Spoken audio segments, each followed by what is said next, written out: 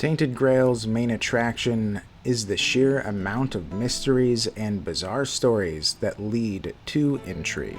Most questions already have answers, but some remain open after all this time.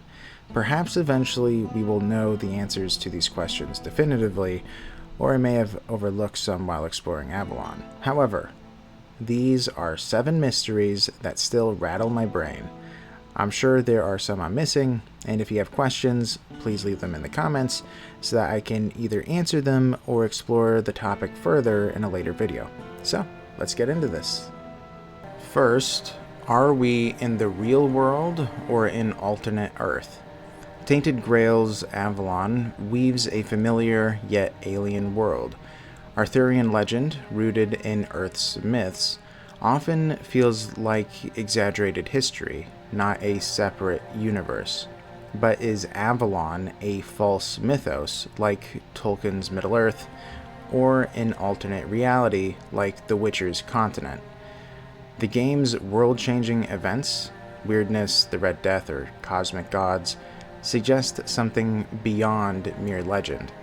The land beyond the stars and the Everdweller's alien influence hint at a reality distinct from our own. Yet other clues point to real-world connections. The Library of Alexandria echoes the Library of Alexandria. The House of Aquila nods to Roman or Greek heritage, and Camlan evokes ancient Britain. Tribes like the Picts and Dalriada, rooted in history, mingle with Avalon's fantasy elements. This mystery shapes how we view Avalon's stakes. If it's an alternate universe, its events ripple across a cosmos unbound by our history, and we won't know the end of its tale. In order for it to be a false mythos, at some point, there would have to be a massive, world-changing event that would likely include time travel.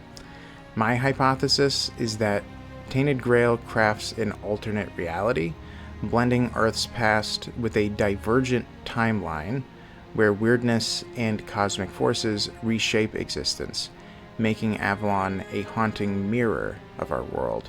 But it's not a myth. The second mystery: what is the cure to the Red Death? The Red Death, a plague born from the Pale Lady's heartbreak, trailed King Arthur to Avalon. Its symptoms, fever, pain, paranoia, and aggression, end in death or monstrous transformation. Yet there are rumors of cures. What's the secret to defeating the curse? These are the methods that I've seen. Rituals to the forgotten goddess, which twist the body with horns or malformations. Becoming weird claimed, reshaped by Avalon's chaotic weirdness. Being sea creatures like fishfolk or Fomorians. Hosting Arthur's Everdweller's soul for immunity. And less certain, devotion to the prophet Kai, purging sins through spiritual rebirth. What thread binds them all? I think transformation. Each cure rewrites the self, physically, spiritually, or both, making the host inhospitable to the Red Death's grip. Sea creatures, tied to the ocean's foreign nature, may defy the land-born plague's design. It has racked my mind what a good cure would look like, or if there even is one. Another possible common thread is possession, like an umbrella. Those under the ownership of the forgotten goddess, the weirdness, the sea gods, the prophet Kai, or King Arthur, may make them immune to the Red Death. I'm leaning towards transformation, but if possession is instead the key, that opens a whole can of worms as to what the weirdness could be, which is a lot more intriguing. The third mystery: who built the constructs and why? In Tainted Grail, constructs are mechanical beings found in the Grotto of the First Men and in Camlan's ancient ruins, used for menial tasks like managing market stalls or grunt workers for the Everdwellers. Their origins are a mystery. The grotto hints that Everdwellers, multi-limbed ancients, crafted them, Yet the cave paintings near a found construct depict first men with 2 arms, suggesting a primitive human tribe and not Fordwellers. Since the construct found in the grotto was in the likeness of the Fordwellers, I think the Fordwellers did invent them. But then, how did the designs end up in human hands in the homelands, in Camlann? My first theory was that Morgaine unlocked their secrets by a Fomorian tablet, since we know the Sea Giants waged war against the Fordwellers long ago. Perhaps the Fomorians had written their knowledge down, and since we know Morgaine deciphered a tablet in Camlann, perhaps that is what it detailed. Or did Merlin devise the constructs, only for the knowledge to vanish with his death? Neither fits perfectly. Morgaine outlived Avalon's Age of Legends without constructs, and the market stalls hardly suit Merlin's ambition. A stronger theory to me, but it is a little convoluted, is this. Fordwellers built constructs to guide or monitor an early human tribe in Avalon, perhaps to help them survive the weirdness. These first men escaped their caves. Heading into Avalon, they learned the land was dangerous, but a goddess, Morrigan, promised them safety. For one reason or another, the first men had a rift. Half stayed behind on Avalon, while the other half got on boats and sailed to the homelands, bringing the craft of making constructs with them. However, the Red Death eventually erased their legacy, killing off the tribe who were the only ones that knew the secrets to the invention. In Camlann, these machines still stand, but as relics of a lost people. I like this theory because it answers 3 mysteries at once, with the constructs, who the first men were, and why Morrigan had followers on Avalon before Arthur's arrival. However, the theory is also a house of cards, as it could tumble pretty easily. The 4th mystery: who carved open the heads of the giants, and why are some found chained to stones? In Tainted Grail, giants with T-shaped carvings in their skulls, chained to stone, are seen in the Horns of the South and the Forlorn Swords. Giant gods in the swords bear similar marks, yet wandering giants across Avalon, which you see in Conquest and the board games, appear unscathed. Beneath the island Asylum, 2 massive giants, heads carved, turn a mysterious wheel for an unknown machine. During the Age of Legends, Arthur forced giants to swear an oath to never take up arms against humanity again. So why the carvings and chains? One of my subscribers, Dawn, echoes my curiosity. Who did this and why? The carved giants found in Avalon's depths, where humans rarely tread, suggest a non-human origin. My current hypothesis is that the Fordwellers mastered a brutal technique to carve the giants' skulls, extracting their will to make them subservient.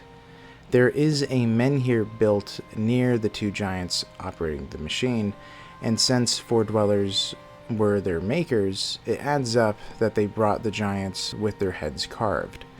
Morgaine, excavating the Isle of the Dead's necropolis, may have uncovered the process after finding the machine, using the grotesque method to tame rebellious giants near her domain.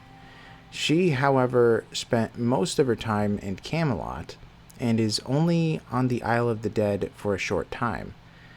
The carvings bind giants to servitude, but who, or what, commands them in Avalon's shadows? Another possibility is that after the giants swore their oath, perhaps the Fordwellers did this to them as a punishment for severing the alliance. And one last morbid point to make is that I can't say for certain that the giant in the ruined market is dead. He may be experiencing an eternal punishment with no mental ability to decide to break his chains.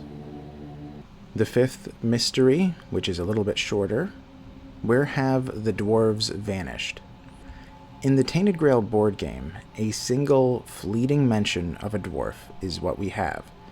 During a captivating quest line, the Keeper of Secrets mistakes a human for a dwarf, hinting at their existence or absence. What fate befell them?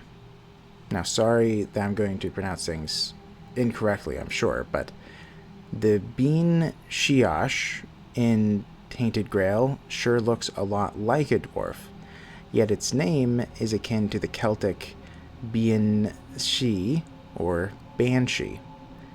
This makes it questionable. Is a dwarf a fae in this world, or perhaps a she?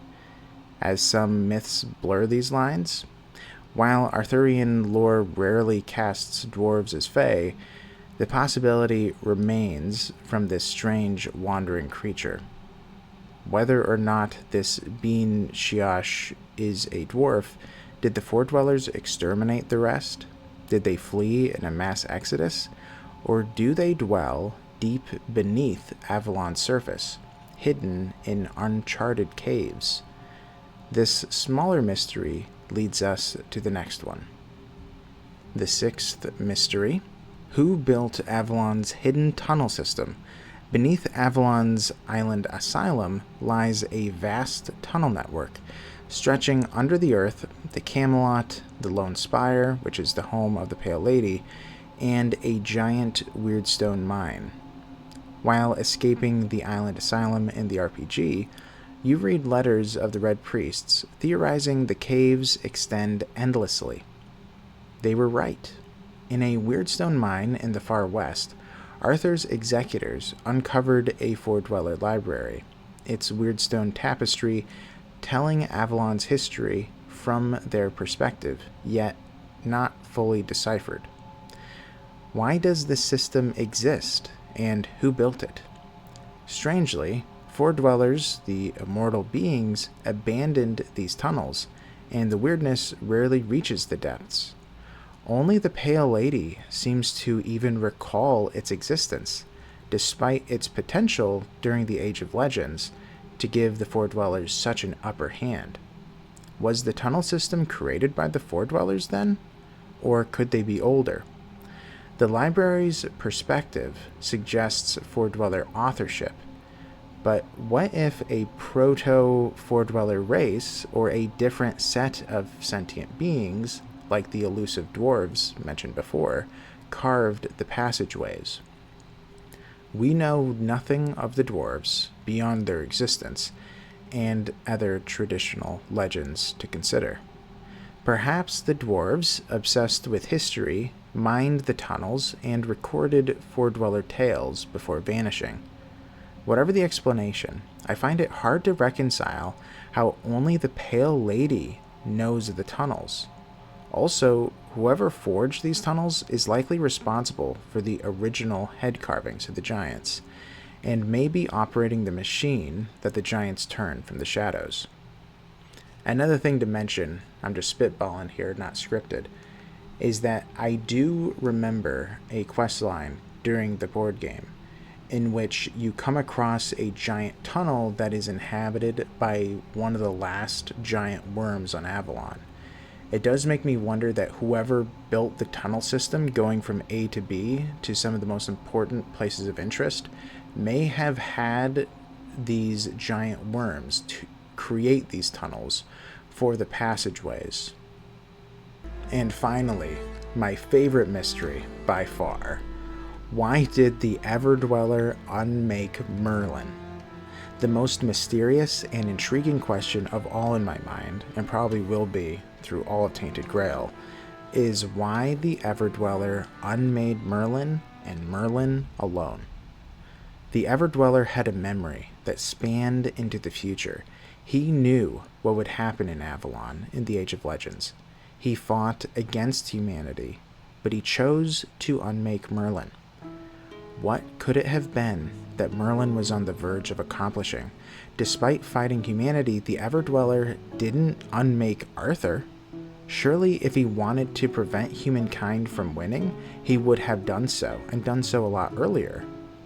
Though he fought beside the Four Dwellers, their story and survival wasn't as important as whatever scheme Merlin would accomplish one day. But what could it have been? In his final days, he discovered the powers of the menhirs and created menhir rights.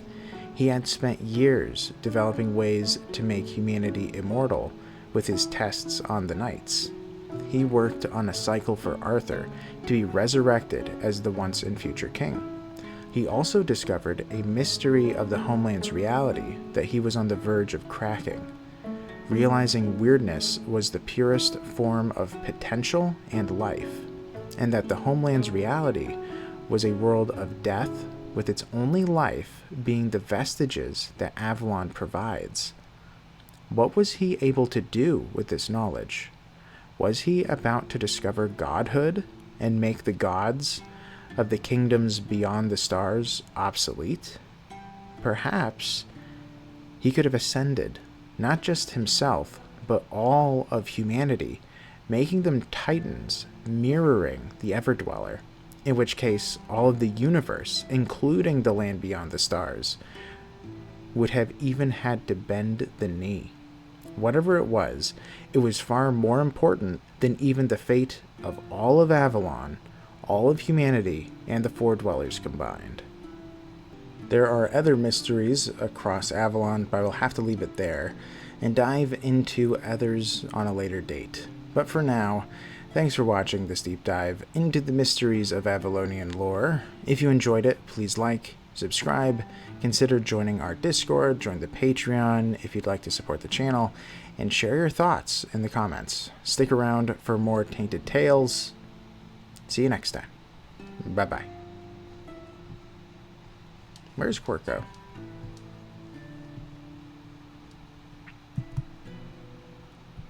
Oh, Quirko, you got stuck. Buddy. Oh my goodness, you never said goodbye. It's okay, I forgive you.